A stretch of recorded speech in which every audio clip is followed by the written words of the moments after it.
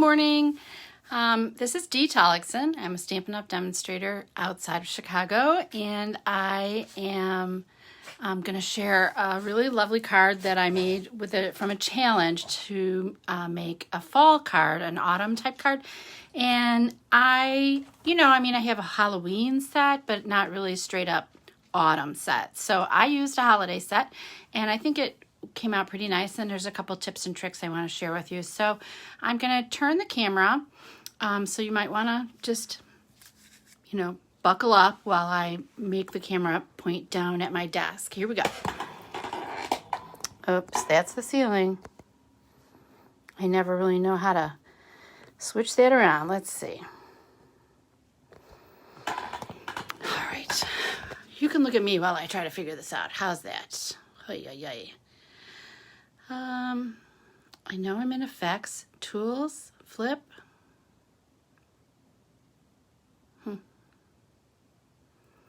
Anybody got any ideas for me? I'm gonna pull up Facebook on my iPad also and see if I can see myself while this is going on. I know I don't want to change the background or add text. I want to flip it. Here we go. All right. Facebook changes things all the time, and you have to just kind of, you have to be on top of that, and I have not been. Since we went back to doing live events, I dropped the ball on Facebook Lives. But I thought maybe you guys want to see some of these things. I don't know. You let me know. I tell you what, I will send a card out to anybody who shares this video. So if you share this on your Facebook page, then I will send you a card in the mail so that there. All right. On your Facebook, I got my iPad now working, and here's the card. It uses the Merriest Moments stamp set, the Merriest frames dies, and there's a ton of dies in here, and it uses the coordinating Merriest frames embossing folder. And this is a new hybrid type of embossing folder, which you are going to just scream when you see what you can do with this. So buckle up. This is the die cut. This is what it will cut with this frame. But you can nestle the frame right into your embossing folder, put your sheet of paper over it, and run it through one time, and out will come your embossed and cut panel, your die cut. So this is not permanent.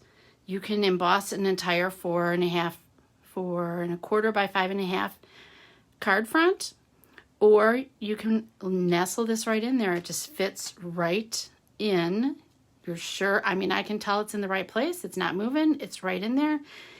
And cut while you emboss in one pass. And it doesn't harm your embossing folder. It's not going to cut the embossing folder. It is so awesome. I'm so glad that I didn't figure it out, but I figured it out for me, right? So what I did was I cut a whole bunch of them. I don't know if you can, my desk is covered with these right now. I have to put them in the mail because I'm doing a swap by mail thing. And I wanted to show you all of the steps that I went through, but I'm going to try and, keep it moving while we do this. So I have a bunch of blending brushes. Some are Stampin' Up, some I got before Stampin' Up offered them. So I'm going to give you some tips. So you gently rub this on your ink pad, and then starting off of your project. So I'm putting this down on the paper, and it leaves a blotch, and I don't want that blotch on my card. So I'm putting it down on the paper, and you can see the real difference between that first touch and then when you sweep it on to your card. So always remember that, setting it down and letting it hit the desk paper before it hits the card. And it becomes like a, when you've done 10 of these, it becomes just a habit or a little muscle memory that you remember to do that. So just if you wanted to know, I'm using, that was Pear Pizzazz.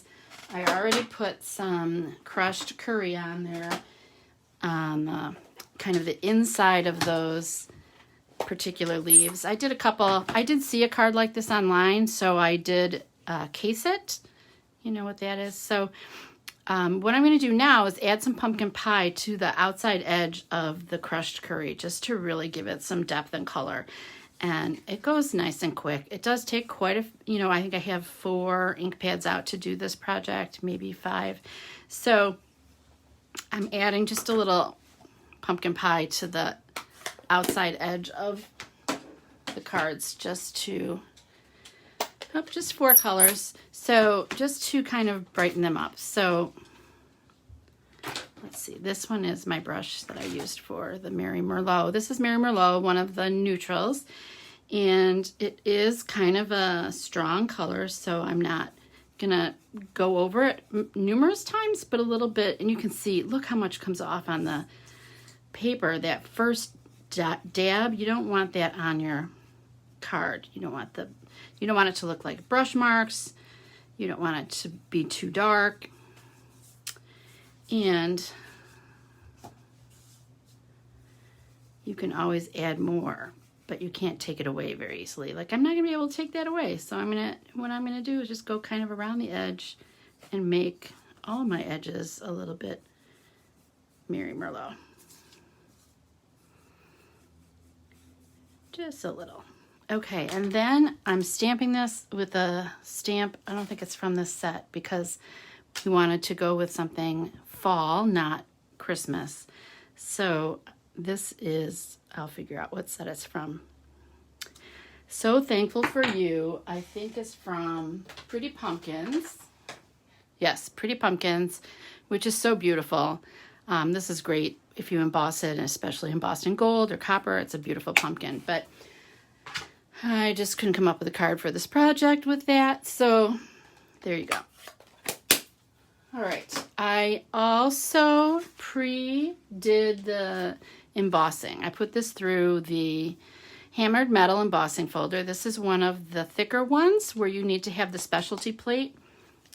And I mark mine because that helps me remember not to fight with what sandwich is it supposed to be, how am I supposed to run this through my emboss and cut machine, but just grab that specialty plate and I put it right on the embossing folder so I don't have a question when it comes time to use it. And I already ran that through.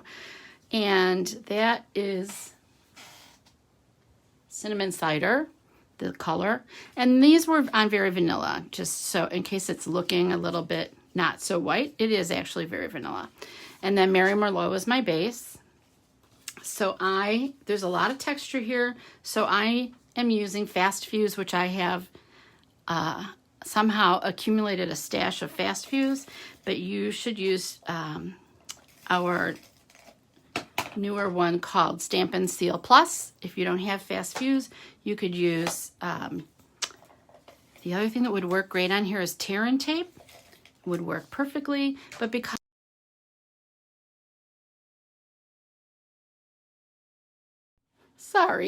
it's so textured, you definitely want a strong adhesive. You could use glue. Our liquid mono glue is great too. And once again, I know in my past videos I have mentioned this. It's always good to check and make sure that you're putting your card together the right way, right? So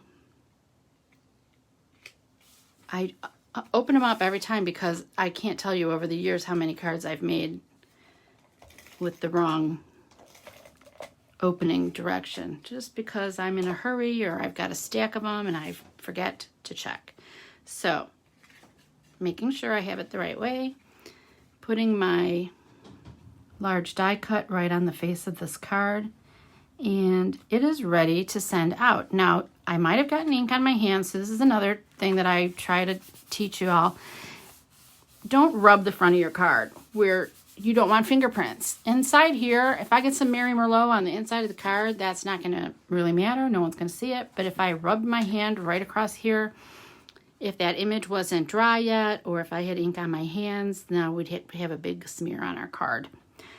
So I really debated about putting a bit of shimmery ribbon or something else on this card, but I'm done. I'm stopping. I think that they have enough going on that I don't want to be distracted by additional stuff. So if you are one of my sidelines, one of the people that I am, that are in my upline, downline, sideline. So my friends that are next to me in the Stampin' Up! Pyramid, I'll be putting these in the mail for you, and I will be happy to share one with anybody who shares my video on their Facebook page. Leave me a little comment and let me know that you've done it, and I will be happy to share with you. All right, I'm going to try and get back in the habit. I'm going to try and get where this isn't so nerve-wracking, and I'm going to, I have a whole stack of cards I've been saving. I can't work at my desk because I've got so many card packets waiting to share with you, so I will try to get my act together and share a little more often. So look for me here on Facebook and let me know if there's anything. Just leave a comment, if there's anything that you want to see me create or to share or to offer as a class by mail or in person. I'll be happy to try to work that into my schedule. All right, folks, thanks for tuning in.